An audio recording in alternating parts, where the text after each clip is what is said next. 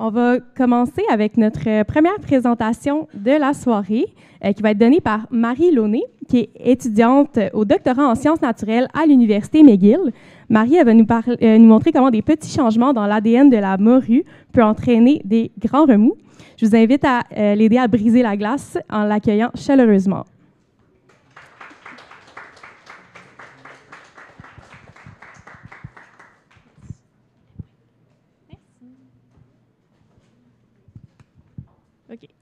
Bonjour, bonsoir, je ne sais pas trop. Donc moi, ce soir, je voulais vous parler de l'océan Arctique. Donc le paysage qu'on voit s'afficher là, personnellement, c'est un paysage qui me fascine depuis que je suis toute petite. Les conditions, elles sont vraiment extrêmes, il fait hyper froid et pourtant il y a de la vie qui s'est spécifiquement adaptée pour vivre dans ces océans-là. Et personnellement, je trouve ça fou. Donc cet écosystème, pour moi, il abrite un monde qui est fascinant, mais c'est aussi un monde qui est à l'heure actuelle en plein bouleversement.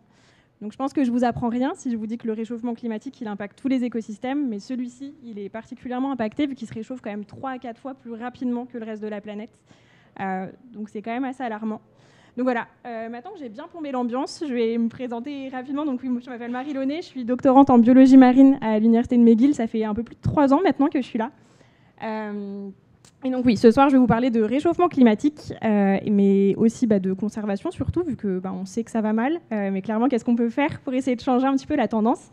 Et donc moi, pour essayer de changer tout ça, j'étudie une espèce de poisson et je fais de la génomique. Donc en fait, en allant fouiller dans le génome des espèces, je peux avoir plein de réponses à des questions. Et donc moi, je fais de la génétique des populations, donc j'essaie de savoir comment les populations elles sont structurées, qu'est-ce qu'elles sont en danger, qu'est-ce qu'on peut faire concrètement pour les protéger.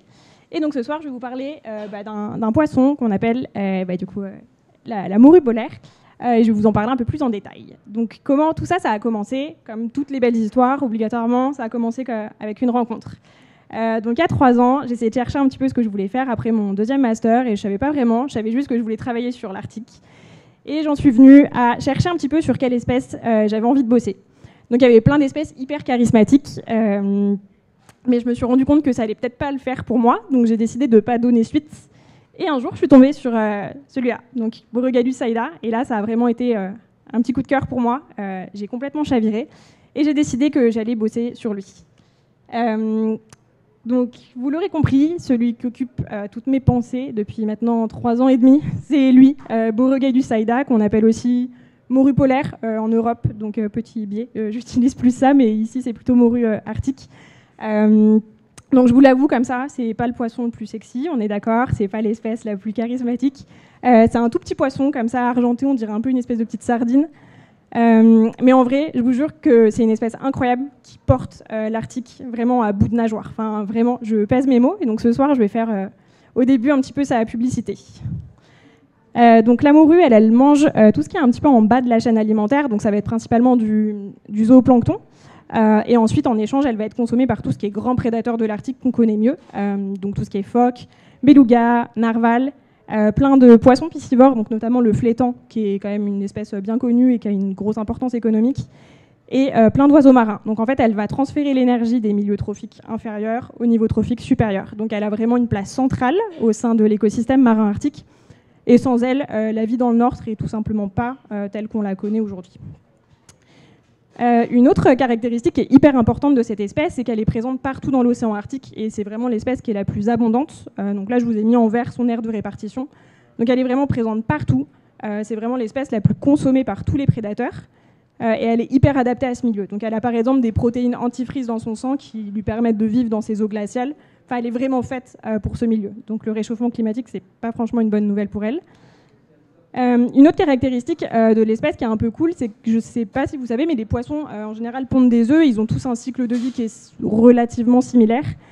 Donc ils pondent des œufs qui deviennent ensuite des juvéniles qui se transforment en adultes. Et donc c'est un peu le cycle. La petite caractéristique de la morue, elle, c'est qu'elle va pondre ses œufs juste sous la couche de glace. Et les jeunes vont rester là jusqu'à leur 1 an parce que c'est un milieu qui est riche en nutriments. Et ensuite, elles vont migrer plus en profondeur. Donc je sais qu'on parle souvent de l'ours polaire par rapport à la banquise, mais il y a plein d'autres espèces qui ont besoin de la banquise, et c'est le cas notamment de la morue.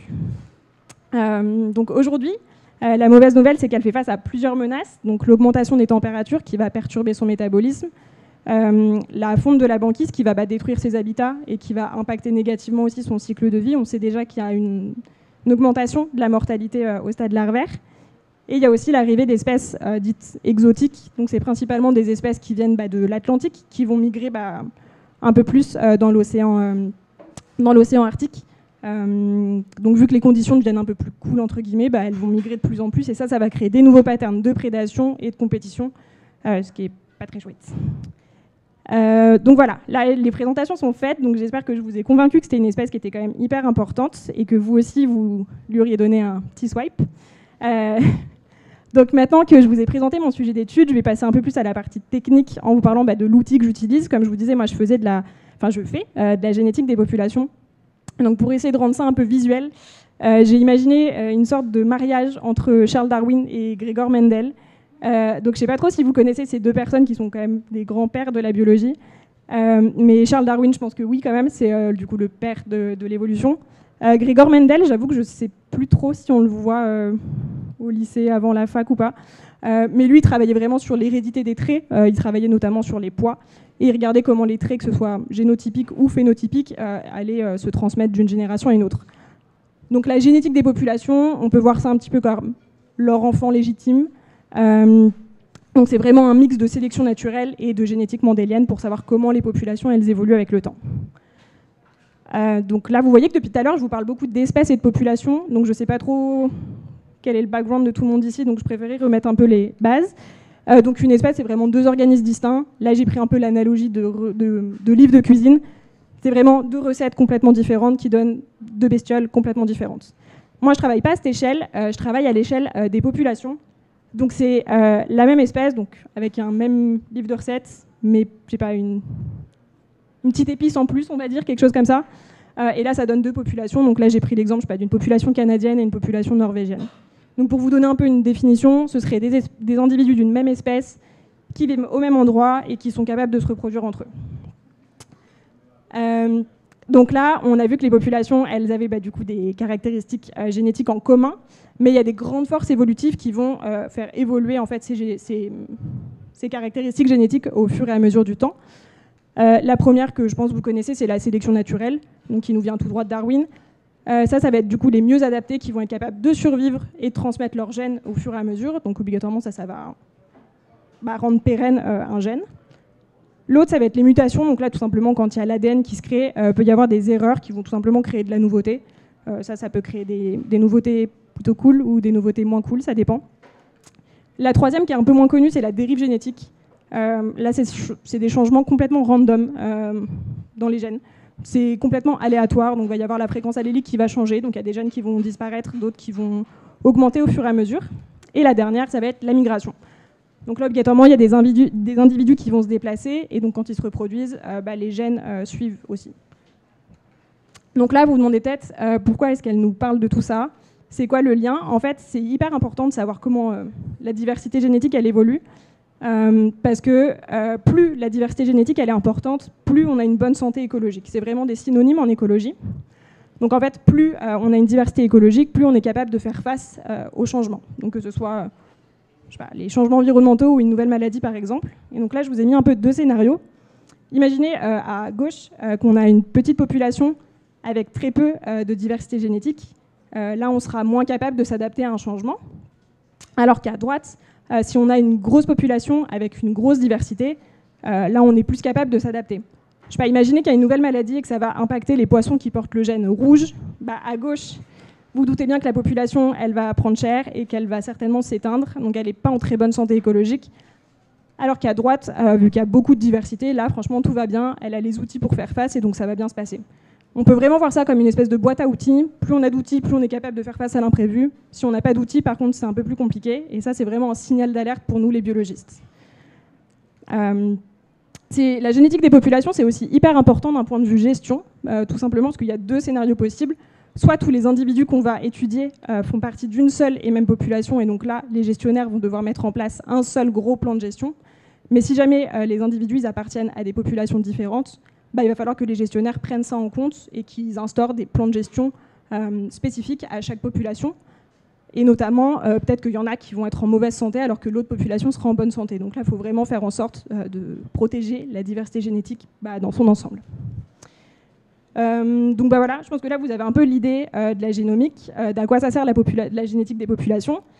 Si on en revient à ma petite morue et moi, ce que je fais, je vous épargne un peu le côté hyper technique de ce que je fais au laboratoire, mais globalement j'ai séquencé l'ADN de 500 individus qui proviennent de régions clés de l'océan Arctique, et mes résultats préliminaires ils montrent qu'il y aurait deux populations, donc une à l'ouest et une à l'est du Canada, une au Groenland et une qui regrouperait la Russie et la Norvège. Donc comprendre cette structuration, c'était déjà une première étape hyper importante. Maintenant, j'essaye d'évaluer un petit peu la santé écologique de chacune d'entre elles pour pouvoir fournir les informations aux gestionnaires et qui les protègent tout simplement de manière efficace. Donc moi, je travaille en collaboration avec le ministère des Pêches et Océans du Canada. Donc mon objectif, c'est vraiment d'éclairer des politiques de gestion efficaces pour la morue. Et il y a vraiment urgence. Actuellement, les populations de morues polaires, elles sont en déclin, à tel point que l'espèce elle est passée en liste rouge là, sur l'IUCN il n'y a pas très longtemps. Donc c'est pas une nouvelle très top. Mais au-delà de ça, en fait, comme on l'a vu, la morue, c'est vraiment un pilier de l'écosystème marin arctique. Et l'Arctique, c'est lui-même un pilier pour tout le reste de l'écosystème mondial à l'échelle planétaire. Ça régule tous les grands cycles. Et si cette espèce a disparu, ça va vraiment avoir un effet boule de neige sur tout le reste de l'écosystème. Il y a les chaînes alimentaires qui vont être impactées, ça va toucher les pêcheries, ça va toucher l'économie de nombreux pays, et ça touchera du coup les communautés humaines. Donc c'est vraiment quelque chose qui est important et qui nous concerne au final un petit peu tous. Donc voilà, j'espère que vous avez peut-être découvert une nouvelle espèce dont on parle peu, j'espère que vous avez découvert peut-être de la génétique des populations dont on parle assez peu, et j'espère que je n'ai pas réveillé trop d'éco-anxiété en tout cas, mais moi je pense qu'il y a toujours un peu d'espoir et qu'on peut encore faire un truc cool pour cette espèce. Donc merci.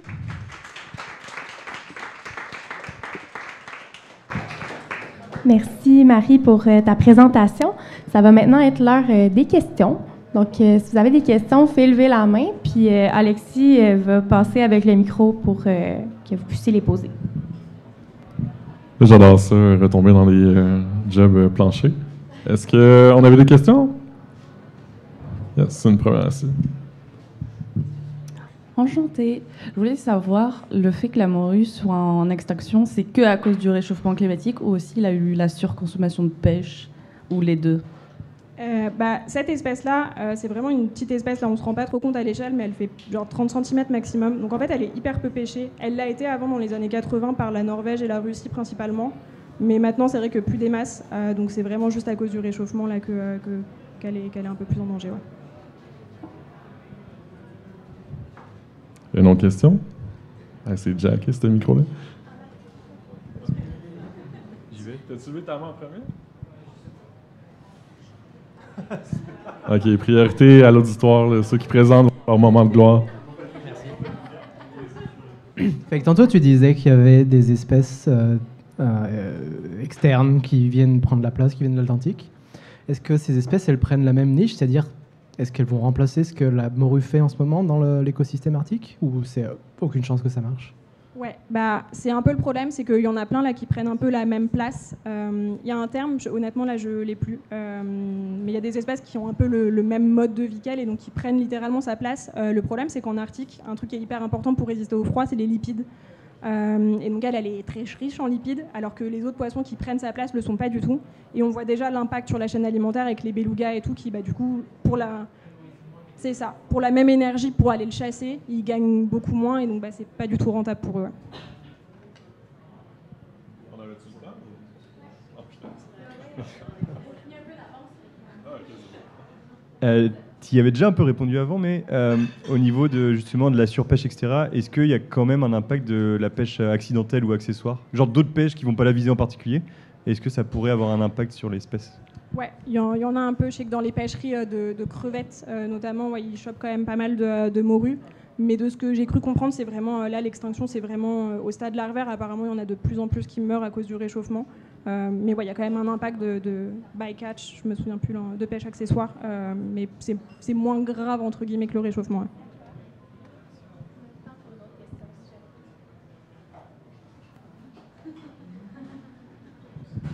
Et tu disais au début que tu voulais étudier d'autres espèces, mais comment t'es arrivé à trouver ce poisson-là?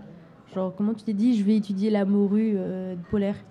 En fait, je savais que je voulais travailler soit sur l'Arctique, soit sur l'Antarctique. Je voulais vraiment travailler sur les milieux, les deux extrêmes, un ou l'autre. Et en Arctique, franchement, c'est pour moi, c'est vraiment l'espèce centrale à tout, et je trouve qu'elle porte vraiment tout, elle porte vraiment tout l'équilibre de tout ce qui se passe. Et je me suis dit que si j'avais trouvé un moyen de travailler sur celle-là, je trouverais ça quand même vraiment chouette. Ouais.